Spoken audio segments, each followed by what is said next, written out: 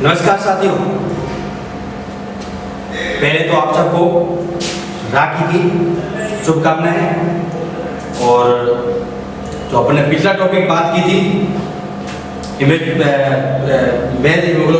उसके बाद में आज का जो टॉपिक है वो है पोस्ट पार्टुरेट हीमोग्लोबिन, यानी कि जो पेशाब के साथ में जो ब्लड आता है उसके बारे में आज अपन थोड़ी सी संपूर्ण जानकारी लेंगे। उसमें किस प्रकार से ब्लड है वो आता है, यानी कि जो कोशिकाएं होती है, जो ब्लड सेल्स होती है, वो धीरे धीरे टूट के वो धीरे से अपने यूरिन के साथ में बाहर आना शुरू हो जाती है। उसी चीज को अपन पीपीएच पोस्ट पार्टुरेट हीमोग्लोबिन बोलते हैं। तो आज उसी के बारे में आज बात करेंगे। तो सबसे पहला अपना ये है कि जो पोस्ट पार्टुरेट हीमोग्लोबिन जो ये उपापचय की बीमारी है उसमें है कि इसके कुछ अन्य नाम से भी इसको जाना जाता है। जैसे बोलते थे कि ये एक उपापचय बीमारी है। इसमें पशु के ब्याने के बाद में जो अधिक दूध देने वाली मादा पशु होती है उनमें क्या होता है कि ब्याने के बाद फास्फोरस की कमी हो जाती है, जिससे जो ब्लड सेल्स हैं वो टूटने के कारण पेशाब के साथ ब्लड सेल का साथ आना शुरू हो जाता है। उसी को पोस्ट पार्टुरेट हीमोग्लोबिन कहते हैं, यानी कि जो यूरिन है उसके साथ में हीमोग्लोबिन का आना पोस्ट पार्टुरेट हीमोग्लोबिन कहलाता है। यानी कि जो ब्याने के बाद की जो प्रोसेस होती है उसमें जो मादा पशु होते हैं तो बहुत ज्यादा दूध दे रही है और उसके दूध के साथ में भी क्या होता है फास्फोरस टूट के ज्यादा मात्रा में क्वालिटी में ज्यादा बाहर आने लग जाती है। उसी कारण से ये समस्या आती है। अब अपन बात करेंगे इसके फील्ड में अन्य नाम से, किस नामों से ये इसको जाना जाता है, यानी कि जो ये है पोस्ट पार्टुरेट हीमोग्लोबिन है, इसको कुछ अन्य नाम से भी जानते हैं। जिससे किसी का अन्य नाम होता है उसी नाम से, जैसे सबसे पहले हाइपोफास्फोरेमिया, यानी कि जो फास्फोरस की कमी है वो बाहर निकलने की वजह से इसको हाइपोफास्फोरेमिया कहते हैं। दूसरा है red water disease. Red water disease का कहने का अर्थ यही है कि जब पशुपालक या किसी को दिखता है तो पेशाब के साथ है वो पेशाब हल्का जो नॉर्मल पानी कलर या पीलापन ना होके इसमें लालिमा ज्यादा होनी है, यानी कि पेशाब के साथ खून का आना, इसी कारण से इसको अपन रेड वाटर डिजीज बोलते हैं। तीसरा है हीमोग्लोबिन। हीमोग्लोबिन का ये अर्थ है कि नाम से ये है कि globin plus him plus globin, यानी कि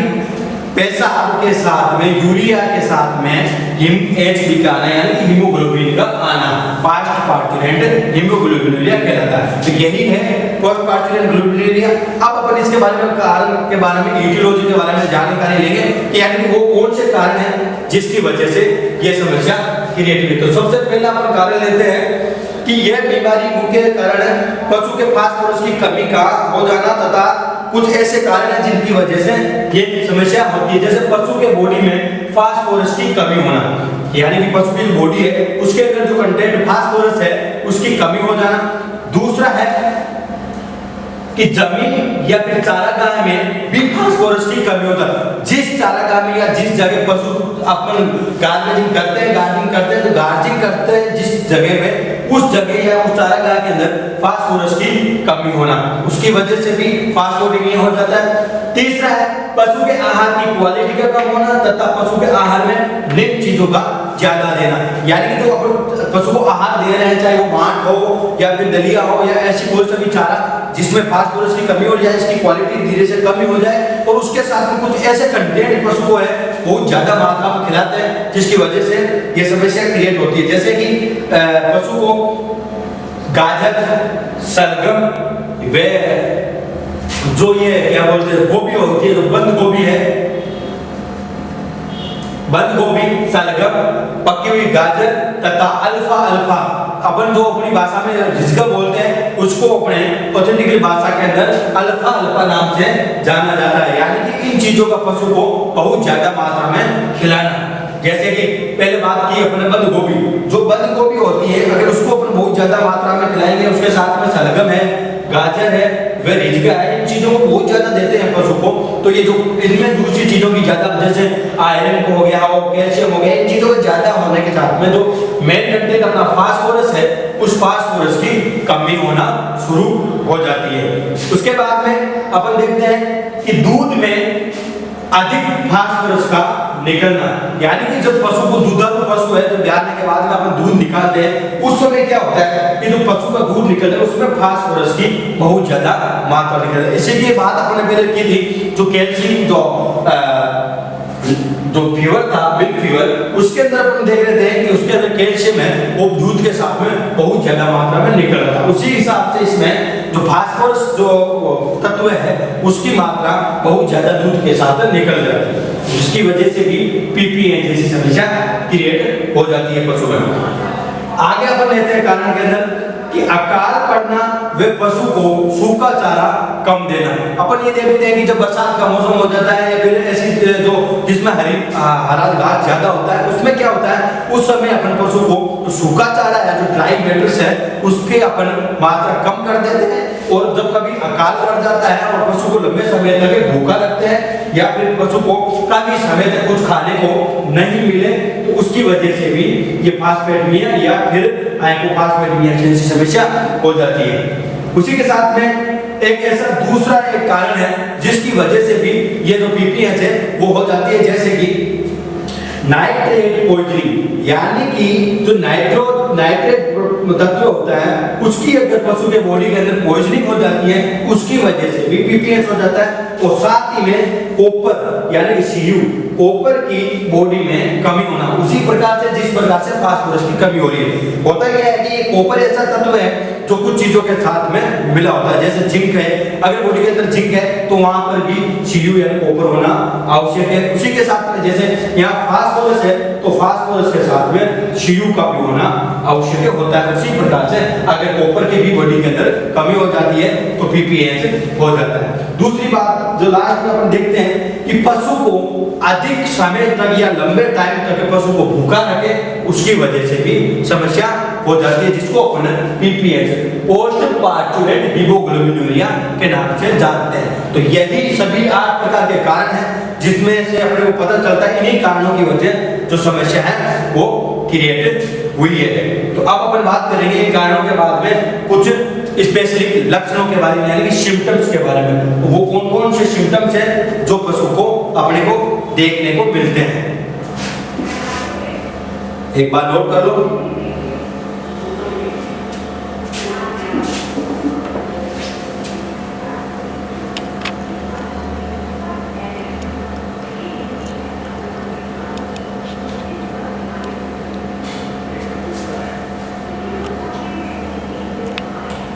अब देखते हैं अपन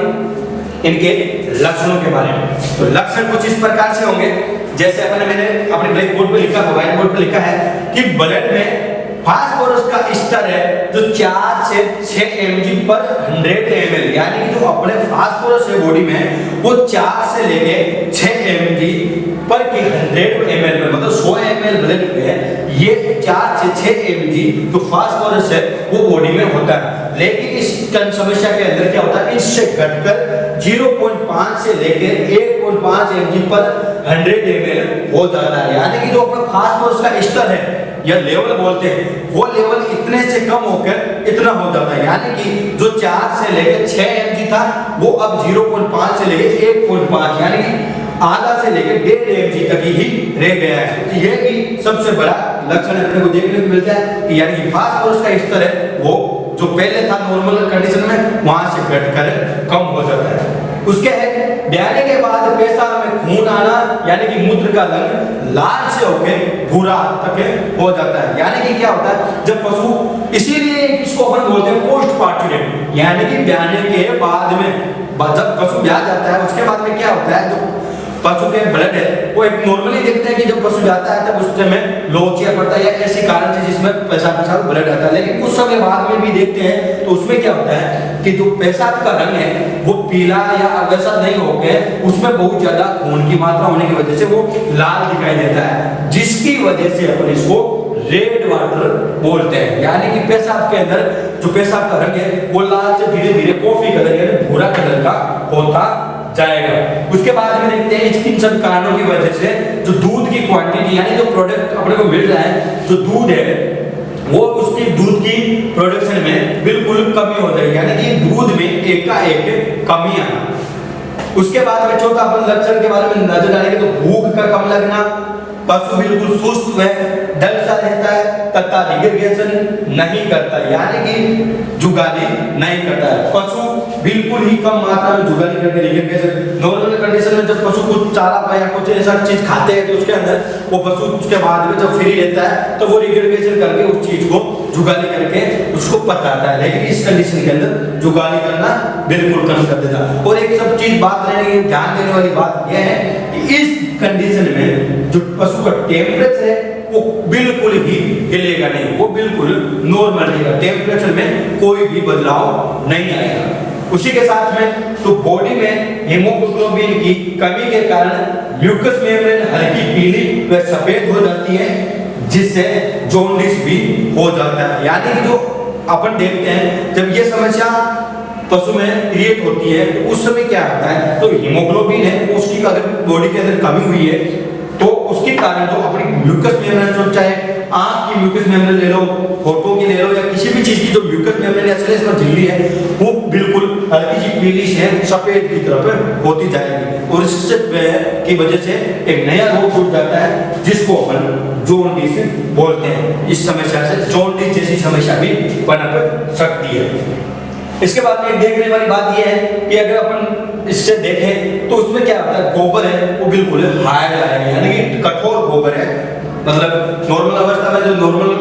कोमल सा गोबर होता है वो ना होकर मैंगन टाइप के बड़े बड़े कठोर टाइप के गोबर होगा और सांस लेने में दिक्कत आएगी, जिसको अपने डिस्पनिया कहते हैं। तो इसमें क्या है कि पशु की हार्ट बीट है वो बढ़ जाती है तथा जो जुगुलर पल्स है वो भी पॉजिटिव आना शुरू हो जाती है तथा पशु को डिस्पनिया यानी श्वास में दिक्कत, श्वास लेने में दिक्कत होती है। तो यही सभी लक्षण है जो अपने को देख के अंदाजा लगाता है कि भाई पशु को जो है वो पोस्ट पार्चुरेट हीमोग्लोबिन जैसी समस्या हो गई। तो दोस्तों यही कारण और लक्षण है जिससे अपने को पता चलता है कि पशु को पीपीएच जैसी समस्या है, पोस्ट पार्चुरेट हीमोग्लोबिन, वो समस्या इन्हीं दोनों चीजों से शो होती है और इन्हीं चीजों से अपने को में पता चलता है कि पशु को जो है पोस्ट पार्चुरेट हीमोग्लोबिन हुई है। तो यही सभी लक्षण और कारण है। एक बार इन चीजों के लक्षणों को गौर कर लो कौन कौन से लक्षण है तो अपने को देखने को मिलती है। चलो इनके बाद में अपन आज नए चीज के बारे में बात करेंगे जिसको अपन डायग्नोसिस यानी कि कहते हैं। तो डायग्नोसिस किस प्रकार से करते हैं, उन डायग्नोसिस में कुछ ऐसी चीजें आती हैं जैसे 4-5 प्रकार की चीजें जिसको अपन देखने में पता चलती है कि आने के बाद में टेम्परेचर कैसा है, पेशाब के साथ क्या प्रॉब्लम हो रही है, या फिर ऐसी कौन सा निदान है जो अपन देख के पता चलता है कि इस चीज में इन चीजों से समस्या हुई है। तो उन चीजों के कारणों को अपन हटा के ट्रीटमेंट के अंदर काम में लेते हैं। तो वही सभी निदान है यानी कि डायग्नोसिस।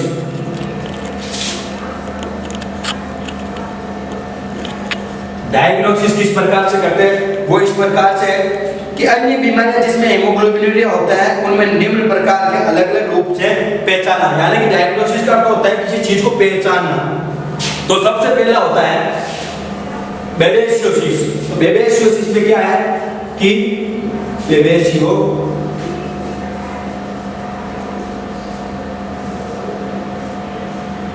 बेबेसियोसिस में क्या होता है कि पशु के शरीर में सबसे पहले को अपने को चिंचड़े मिलेंगे।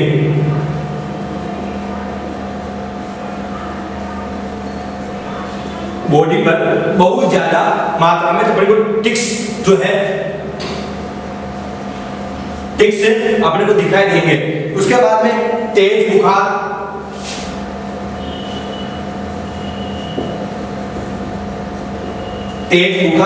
और उसके साथ में पीलिया व गर्भपात यानी कि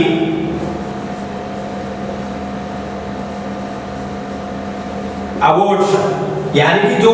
अबॉर्शन होता है इसकी वजह से अबॉर्शन भी गर्भपात भी हो सकता है और इसके साथ की वजह से पशु में पीलिया जैसी समस्या भी हो सकती है। अब इसमें देखते हैं कि रक्त जांच पर बेबेसिया नामक अन्य जीवी आरबीसी में मिलते। तो अब अपन जब जांच करते हैं तो जांच में क्या मिलता है कि ये जो बेबेसियोसिस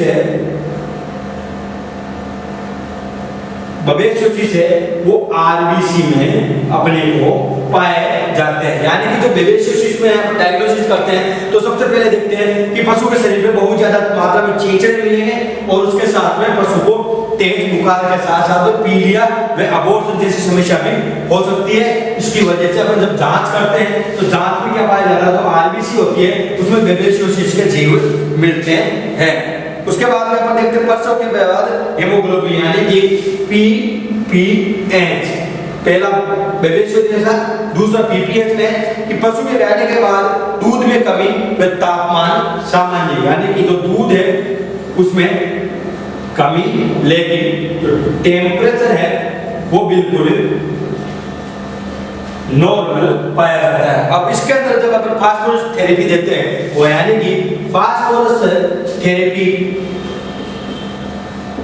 देने से ठीक हो जाता है, यानी कि जो पशु को अपन फास्फोरस थेरेपी देते हैं तो उसकी वजह से पशु ठीक भी हो जाता है। इसके बाद अपन देखते हैं तीसरा कारण देखते हैं, उसमें बेसिलरी हीमोग्लोबिनुरिया।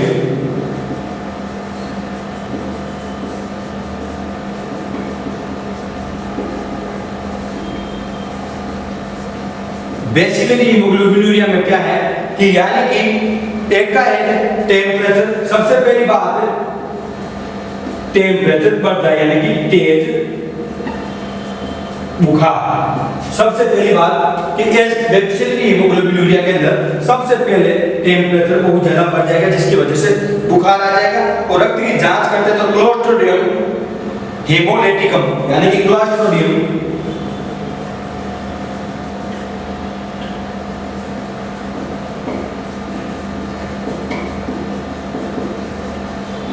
जब अपन जांच करते हैं उसके अंदर क्या पाया जाता है, जो जीवाणु है वो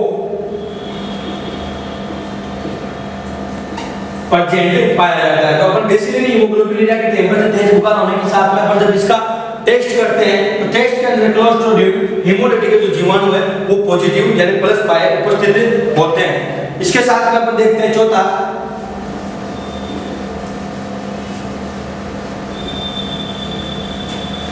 चीज के बारे में बात करेंगे तो एनाप्लाज्मोसिस, यानी कि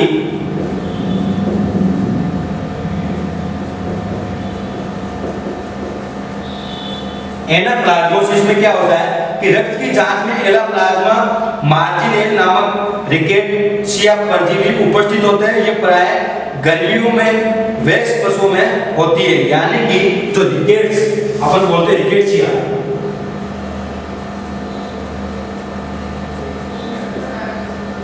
जो रिकेट्सिया है ये क्या करते हैं जब गर्मी आती है तो उसमें क्या करते हैं, जो नए पशु होते हैं जिसको अपन क्या बोलते हैं वयस्क पशु, जो नए वयस्क पशु है उनमें ये चीजें जो रिकेट्स जो है वो पाए जाते हैं, जिसको अपन क्या बोलते हैं एनाप्लाज्मा मार्जिनेल, एनाप्लाज्मा मार्जिनेल।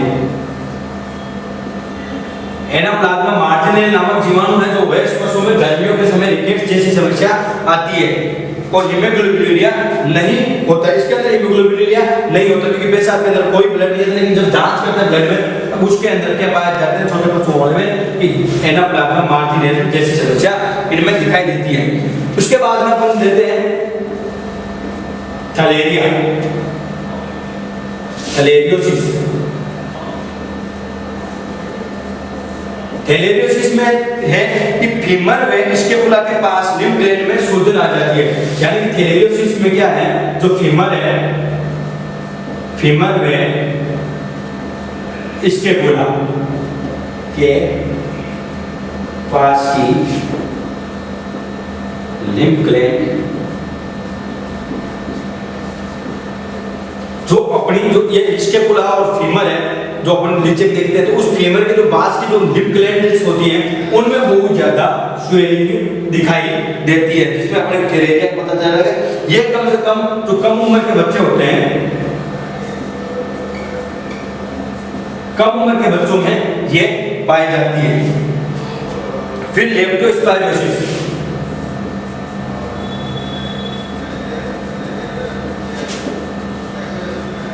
लेप्टोस्पाइरोसिस में क्या होता है कि एक तो तेज बुखार, फिर उसके बाद अबॉर्शन, एनीमिया, हीमोग्लोबिनुरिया, दूध का रंग भी लाल हो जाता है। इसके अंदर एक दो चीजें हैं कि एक तो टेम्परेचर 10 होगा, फिर उसके बाद में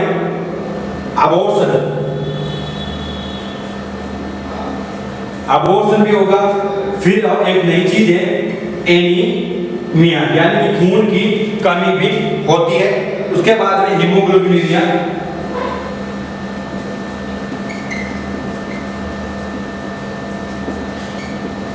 हीमोग्लोबिनूरिया वे जो मिल्क दूध का रंग लाल, ये चीजें हैं जो लेप्टोस्पायरोसिस की जो प्रोसेस है जो आगे की बात इसमें है, उसके अंदर क्या होता है, सबसे पहले टेम्परेचर बढ़ने की वजह साथ में अबॉर्शन, एनीमिया, हीमोग्लोबिनूरिया तथा दूध का रंग है वो लाल हो जाता है। रक्त में पेशाब में लेप्टोस्पायरिया बैक्टीरिया का उपस्थित भी होना, तो अपन ब्लड टेस्ट लेते हैं, ब्लड में टेस्ट में क्या पाया जाता है कि जो पेशाब है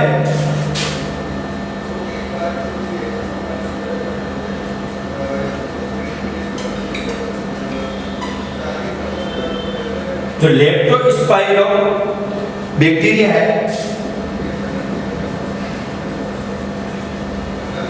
लेप्टोस्पायरो बैक्टीरिया की उपस्थिति भी देखने को मिलती है। यानी कि जब क्या करते हैं अपन लेप्टोस्पायरोसिस में है कि जब अपन ब्लड में यूरिन का टेस्ट करते हैं ना,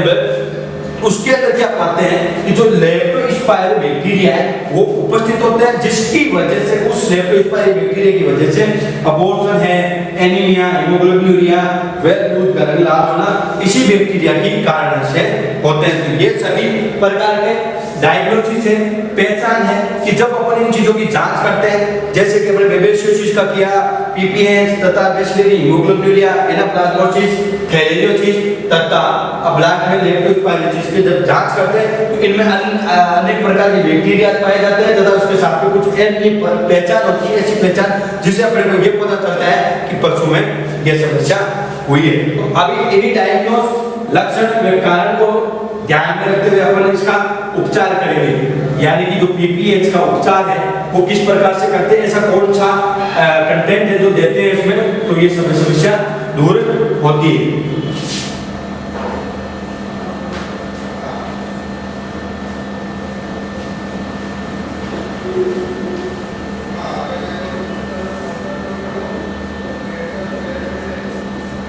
उपचार है वो किस प्रकार से करते हैं उसका है, तो सबसे पहले अपन यही देखेंगे कि जो पशु के फास्फोरस की जो कमी है, उस फास्फोरस की कमी को अपने को सबसे पहले दूर करना। तो अपने को सबसे पहले कोई सी भी बीमारी में यही है कि जो मेन मुख्य कारण होता है उसको अपन दूर कर दे तो बाकी सारी समस्याएं ऑटोमेटिकली दूर हो जाती है। तो सबसे पहले अपन इसमें यूज करेंगे इंजेक्शन,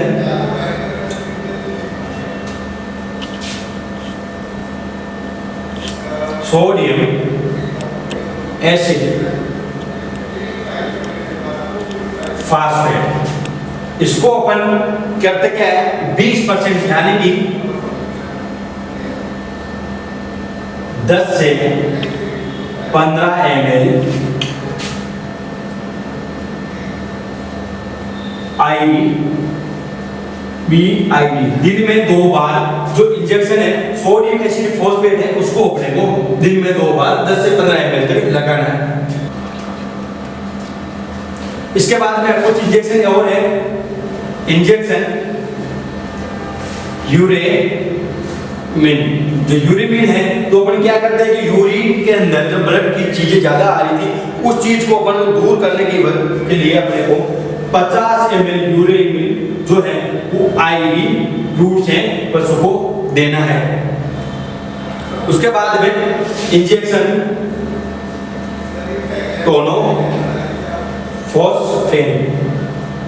टोनोफॉस्फेन है वो 10 से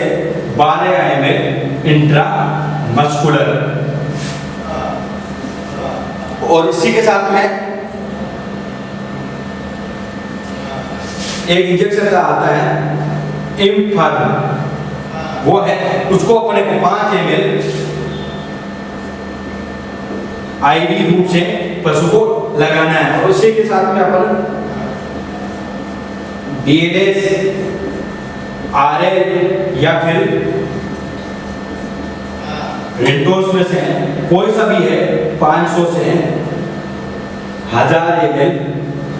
IV फ्लूइड चढ़ाना है, ताकि जो पशु को कमी हुई है पानी की या ग्लूकोज की सब चीजों की वो एक बार पूर्ति हो जाए। और इसी के साथ में ओरली है वो है सोडियम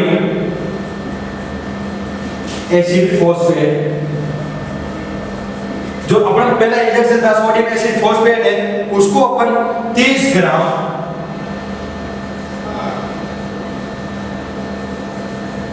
ओरली रूप से पशु को दिन में 2 बार। ये क्या करता है, जो एसिड फॉस्फेट है वो क्या करेगा, जब ये चीजें ब्लड में जा रही है, जो कोशिका टूटने की वजह से फास्फोरस है वो जा रहा था उसको बिल्कुल रोकेगा और उस चीज को ये बढ़ा देगा। जब फास्फोरस की जो क्वांटिटी है कम हो गई थी उसके स्तर को ये करता है। जो स्तर 4 से 6 था वो वहां से 0.1 से 5 से लेके 1.5 तक हो गया, उस स्तर को ये मेंटेन करेंगे और उस स्तर की कमी है उसको पूरी करेगा। उसी के साथ में अगर अपन देख रहे थे बेबेशियोसिस के अंदर, इसके अंदर जब कीचड़े हो रहे थे तो उसकी जगह अपन एक नॉर्मल इंजेक्शन है जो IVER आयरन वेक्टिन। अगर छोटा पशु है तो 0.1 ml से लेके 5 ml से लेके इसको, बड़े पशु में 6 से 7 ml सब कट के रूप में हमेशा ध्यान रखनी, जो ये आयरन के लिए वो सब कट रूप से लगता है।